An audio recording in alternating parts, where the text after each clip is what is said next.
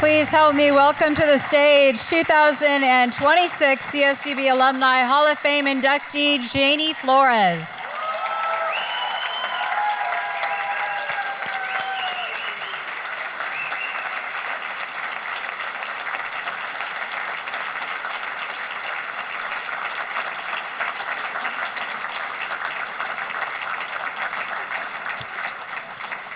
Congratulations. Thank you. I'm a crybaby, okay? And I also can't see. Is there a light up here? No? Well, we'll try. I truly can't see.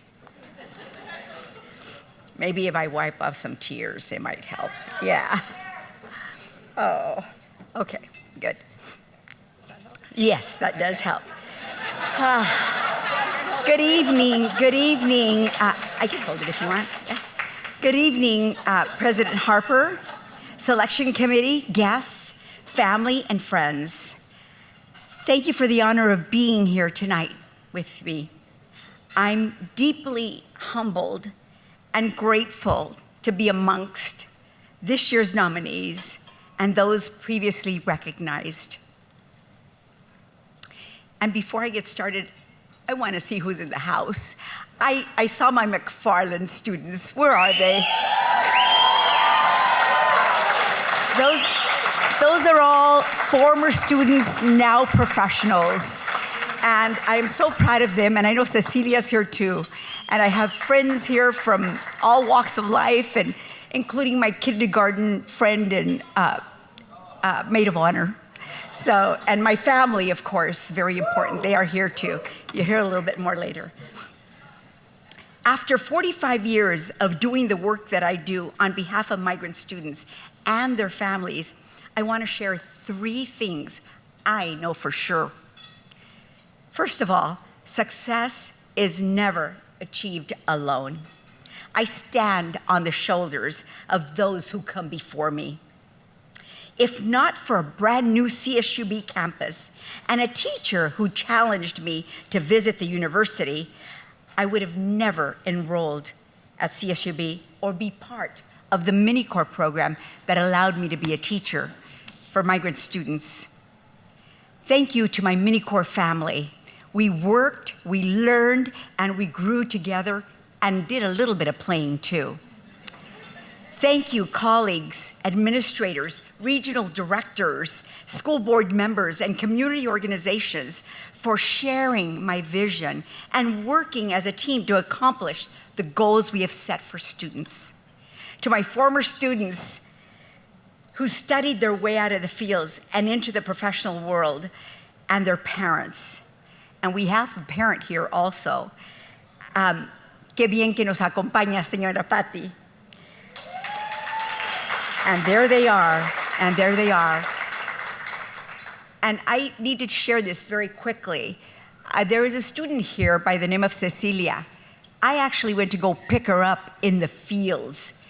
I don't even know how I convinced her father to let me take her from the fields, and all we did was stopped at her house. I delivered her to CSUB for a month, changing worlds.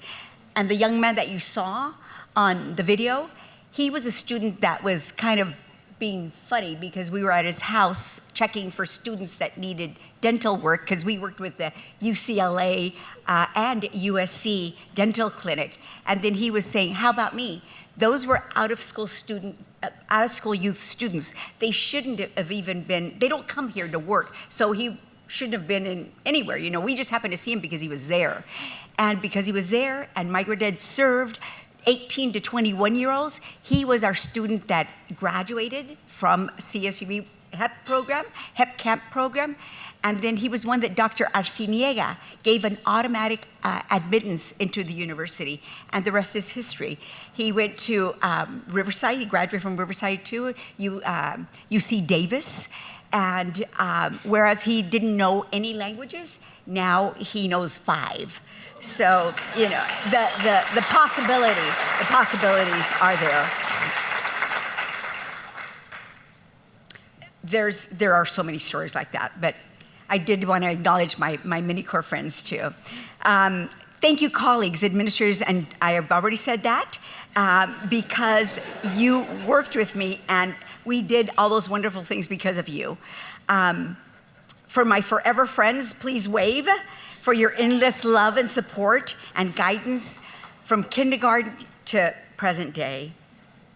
I'd also like to thank the selection committee, Sarah, EJ, James, and all the rest of the team, Frank and Gabe, for the kindness, professionalism, and generosity. To my brothers and sisters that are sitting here, my sister is not here, she's not able to be here, but my sister-in-laws are. I have Paul, Emilio, Mando, and my sister-in-laws, Luz and Chris, for their love and support. And I especially want to thank my oldest brother and oldest sister because they sacrificed their lives. They were working in the fields since they were age 6 and 7 years old. And because of that, I was able to stay in school. Thank you.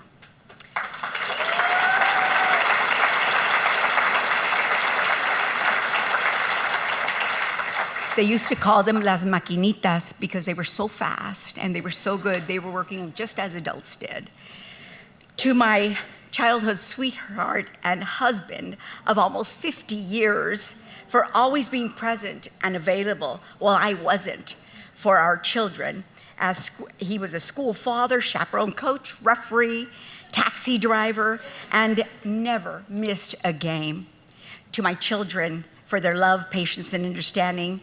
They are my ultimate accomplishment and pride, and gratitude to my parents for teaching us the value of work ethics, determination, and humility. That was the first one. The second one is having the tenacity and the audacity to believe in people much of the world has written off, even when they don't even believe in themselves. It's not about sending a pamphlet, a how-to, but it's about connecting with the entire family, understanding their language and their culture, knowing that that is key to communicate effectively. I had to make multiple home visits, many homes, to build that trust and make parents eventually understand I wasn't going to stop until they agreed to hear me out and allow their children to participate in the programs.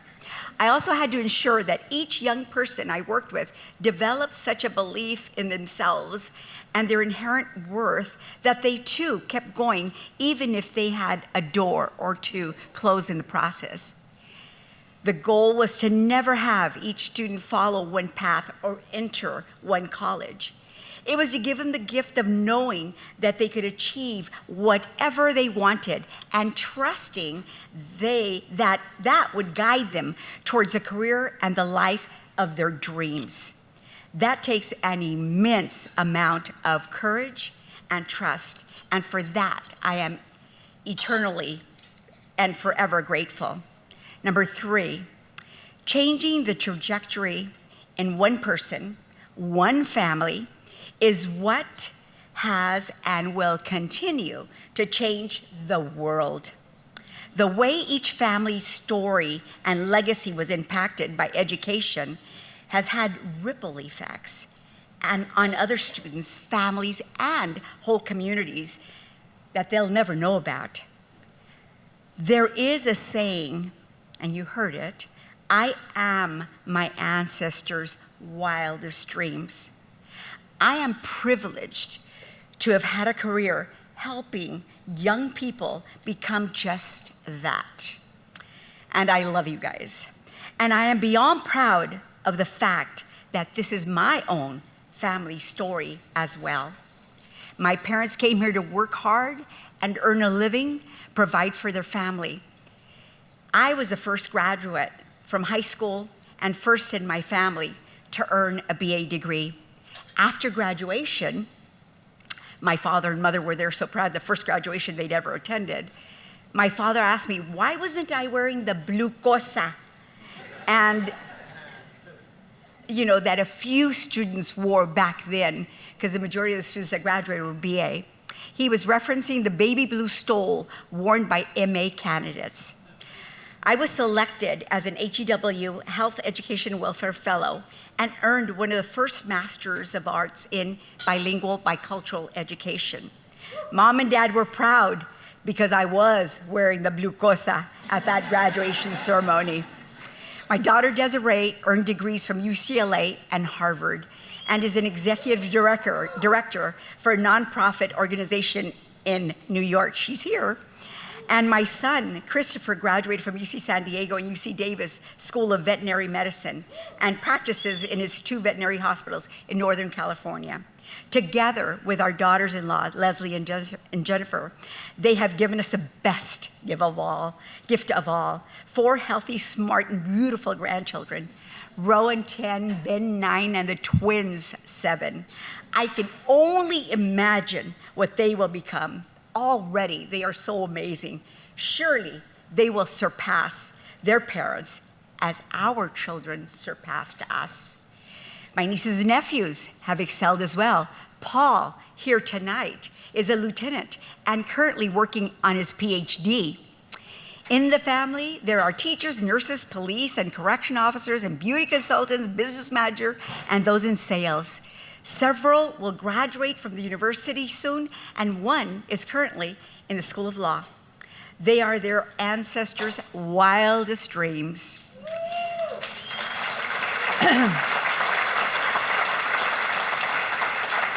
My parents' work was exhausting, both physically and mentally.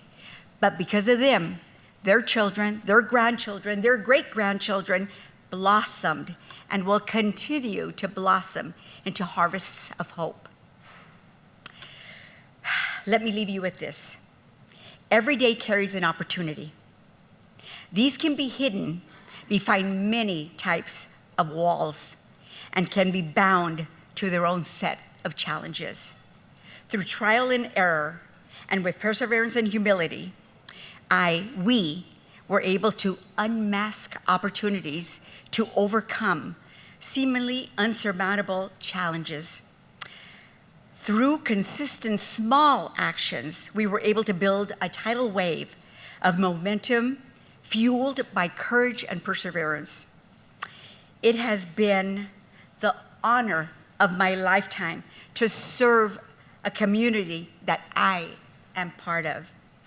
And I share that incredible honor with all of you that are here, especially those that have been on the journey with me and that have been and are my pride and joy.